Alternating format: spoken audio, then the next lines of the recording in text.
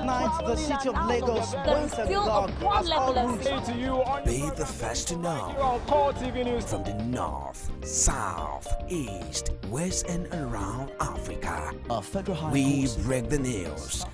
One Nigeria. Now you can catch all the actions live as the news breaks. We are Core TV News. Welcome to Core TV, a 24-hour news station.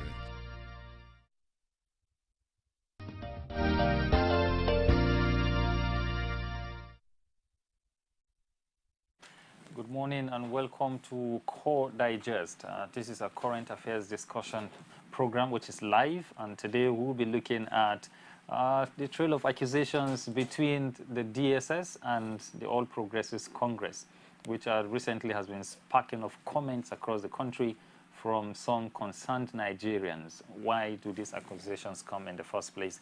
And I have here in the studio a legal practitioner and a development economist, Fred Nziako, to help us out with this discussion. You're welcome to Core Digest. Thank you. Good morning. And, thank you for being here. Thank you very much. Now, first, let's start from the whole scenario. Yes.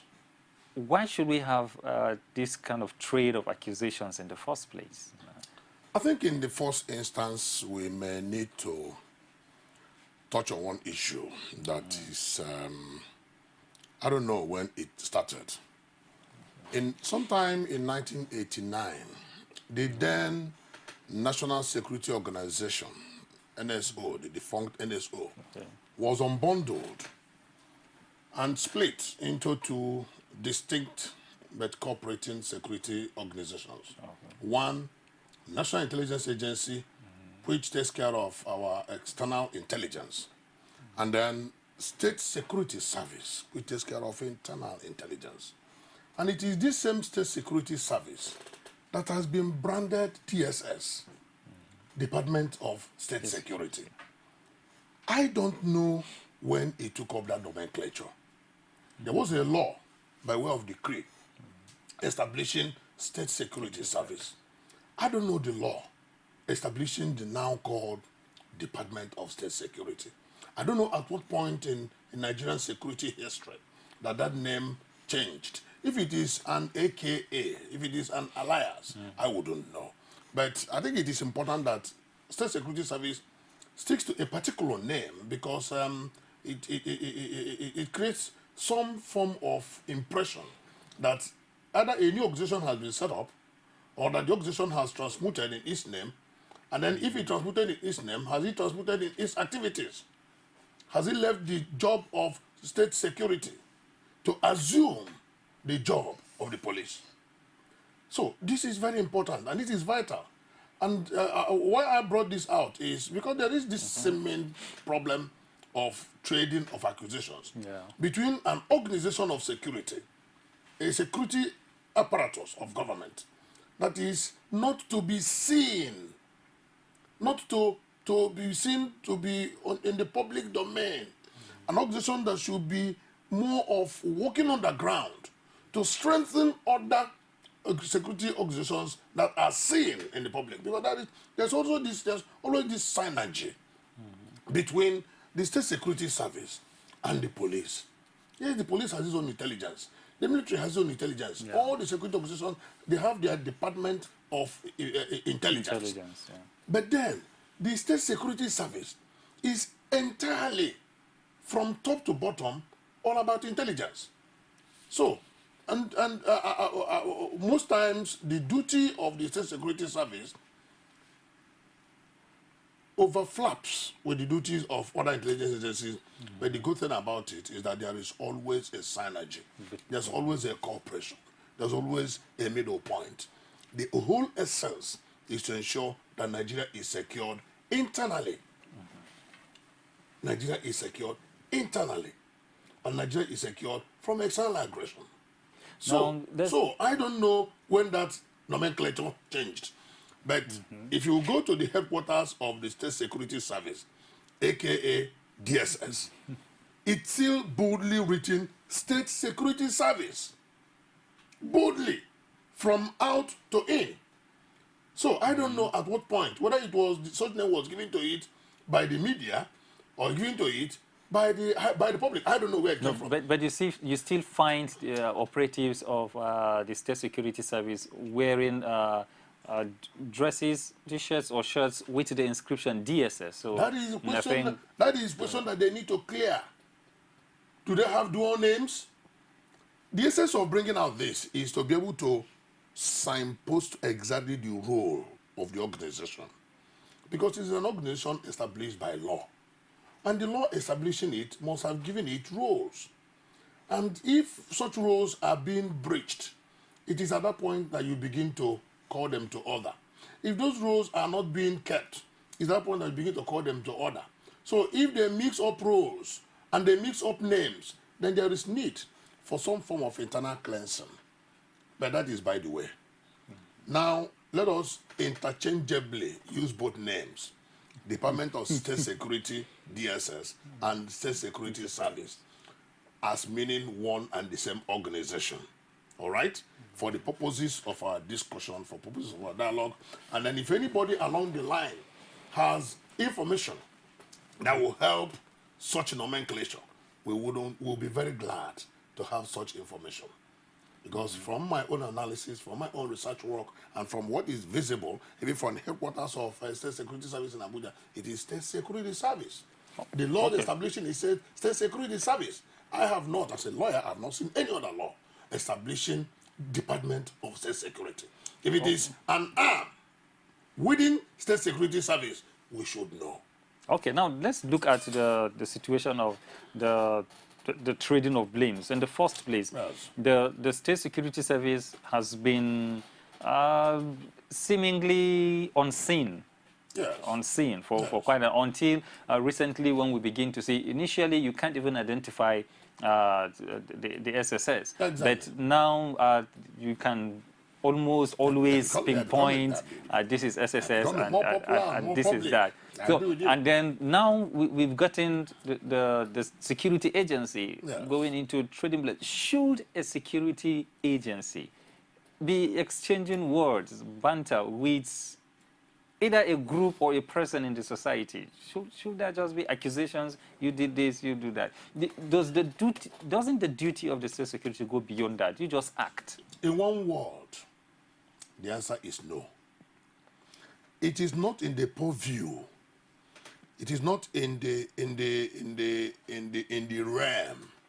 It is not in the jurisdiction or in the legitimacy of state security service to begin to exchange words with organizations and individuals. And that tells you the signs of the times. That tells you how watered down the operations of the SSS has become. It has never been that the State Security Service will begin to exchange words, will begin to trade blames with individuals or organizations. I think it has become a worrisome development that politics has crept into virtually everything in Nigeria. So much, and to the extent that institutions and personalities that ordinarily should not be dancing in the marketplace now wear the garb of politics and they dance recklessly in the marketplace. I do not understand why and how such a sensitive organization like the State Security Service will begin to trade blames and point accusing fingers and receive pointing fingers from individuals and organizations within the country. It never had been. The duty of the service had been investigate any seeming or suspected breach of state security and taking prompt and proactive actions to stem such breach and to bring the perpetrator of such breach to book. Now, does it involve bringing the perpetrators to book? Because the spokesperson of the State Security Service says the operations is to detect, to deter, and to prevent. Theirs is to prevent, and they also have the right by law to bring such perpetrators to book. Because essentially the job of State Security is to forestall sabotage in any way against the country, be that political sabotage, economic sabotage, geopolitical and administrative sabotage. They have that duty. And that is why if there is any plan to forcefully push a government and it gets to their hint, they take proactive actions immediately. And because they had not been an organization that was seen so much in the public domain, they will conduct their thorough investigation and then hand the suspects over to the police for prosecution, because prosecution involves the public. Definitely, except during the military when people were tried in camera. You don't do that anymore unless the demands of the situation requires that certain aspect of the trial, maybe at point of taking of evidence, will be done in camera. I mean, when it is assessed and seen that doing that in camera, I mean in confidence, would better the course of the trial itself and then better the course of national security. At that point, the court now will hear opinions from contending parties and then take a decision on whether to conduct the trial in camera or not. But outside that, most other trials are done in the public so that there will be justice, and justice will be seen to have been done to that particular individual. And now these days, the State Security Service has become more or less so visible in the public domain that, not like you said earlier, that you can easily and very easily identify who an operative of SSS is. Back in the days, even if your next door neighbor was an operative of SSS, you would never know. You would never know. And that was how they were able to infiltrate organizations and institutions. When we were in the university, we had many of them. In the university, as students, they will come in enroll. They will be doing normal course of study along with you, and then you wouldn't know that they are operatives of the State Security Service. You will never know. And they will normally graduate, and some of them will come back for postgraduate. Some of them will even sit down and they don't do anything. They attend lectures and the rest of them, but they don't graduate. But you will never know because you take them to be normal, regular students. And that way they were able to fish out information. And when we say policing, when we say community policing, when we say gathering of intelligence, when we say investigation, investigation is not done in the public. It is not done by clinking the gong. It is not done by making your intentions known and loudly for that matter. It is done discreetly so that the person who is being investigated will never know that he's being investigated. And then the whole dossier about the person is gathered. Now, do we say the pointing of the fingers or saying we are accusing you for this and this and that, especially, let's underscore the main point of accusations, the spate of bombings which the State Security Service has come to accuse the All Progressives Congress. Do we say that is as a result of information gathered and also a result of their evidence of war? It's not as a result of information gathered. It's as a result of politics being infused into security. It's a result of an admixture of intelligence gathering with politics. Otherwise, why would State Security Service begin to accuse a political party if it does not of have dropping bombs? If it does not have the information, will it go ahead to accuse? If it had the information, what actions had it taken?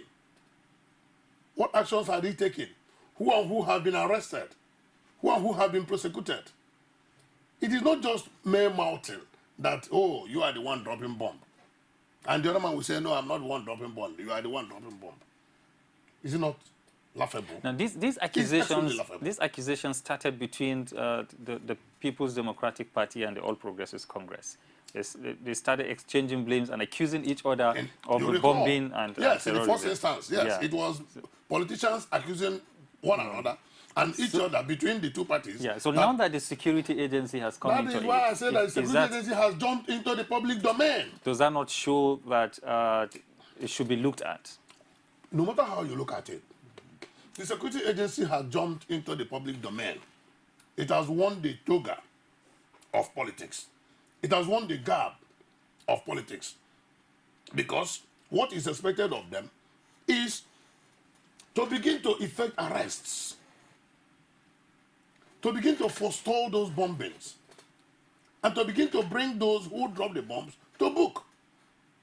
If they have not done any of those things, how can they begin to tell Nigerians and the rest of the world that they know who are dropping the bombs?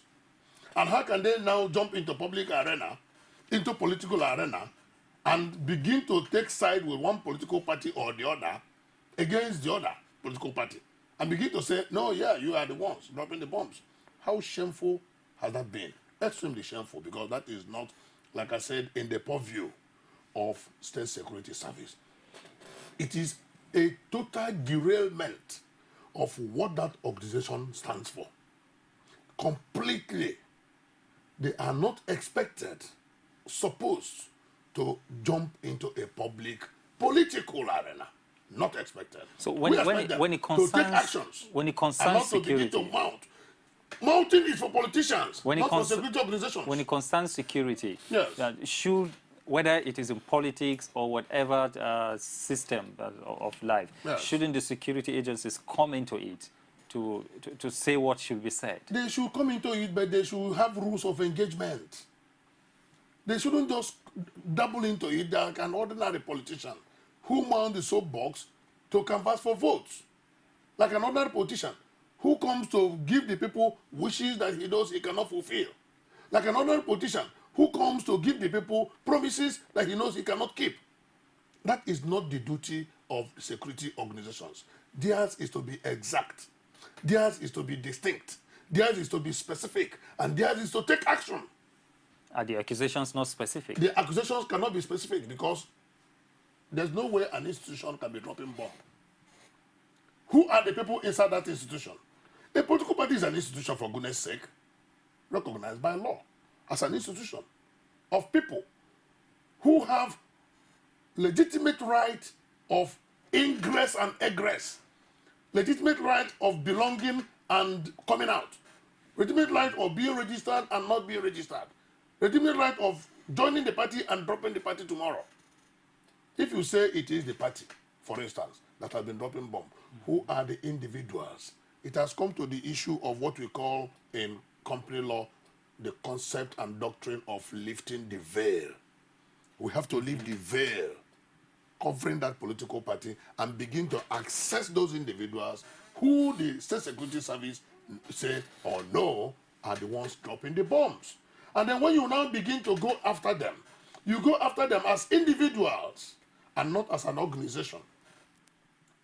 So that doctrine or concept of lifting the veil must be brought into this issue. So your position is such that the State Security Service should be naming individuals and not the organization. Not even naming individuals. Arresting, naming. We are not interested in naming. You don't name them for naming sake. You name them for naming sake. That means you're only doing what is called name calling. And they will retaliate naturally.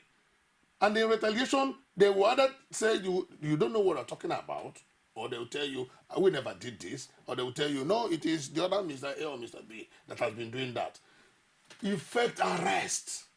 That is the only way we know that you know what you're talking about. And when you effect arrest, you will take the culprit to justice. And that is when we now know that you know what I'm talking about. Because it's only when you take the culprit to justice that the evidence for which you arrested the fellow now comes into play. And then if the fellow is found wanting and found guilty, the fellow is jailed and meted out with what the law stipulated. It is not just waking up and saying, oh, Mr. Martin, you are the one dropping the bomb all over Nigeria. What kind of lousy, inexcusable talk is that? It's not expected to come from an organization like State Security Service. It is not. And that is why the other party has said that it is beer parlor talk. That is the beer parlor talk. And what does beer parlor talk mean? The talk of a drunken man. A man who speaks without thinking. A man who speaks after a dose of intoxicants, having been intoxicated, and then he begins to release unguarded utterances. And that is shameful. And State Security Service has dragged itself to the mud by such name calling. And it's extremely shameful. Now, let's look at the situation of coming public by the security agencies. Yes. You see, do we call it the necessity of the times? Because in the recent past, you don't see security agencies coming to give press conferences and to say whatever they are doing. Yes. But we see that happening now. Is it the necessity of the time, or the security situation is demanding that the security agencies should go public with some information? It is not necessity of the time, because I would rather say it is the politics of the time. More of politics of the time than the necessity of the time, because crime has not changed in nomenclature. Crime has not changed in name.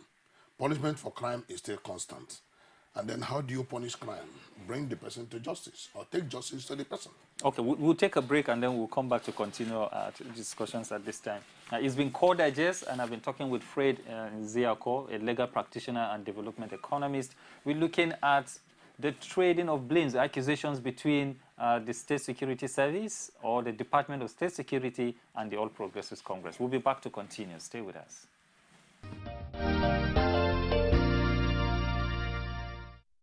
You can now watch Core TV News live from anywhere in the world on our website, www.coretvnews.com. Click on Live TV on our website and watch us live. And welcome to Core TV Primetime News. To follow us on Twitter, click on Twitter icon on our website. On Facebook, click on the Facebook and YouTube to see all our previous news production. You can also watch us live on YouTube.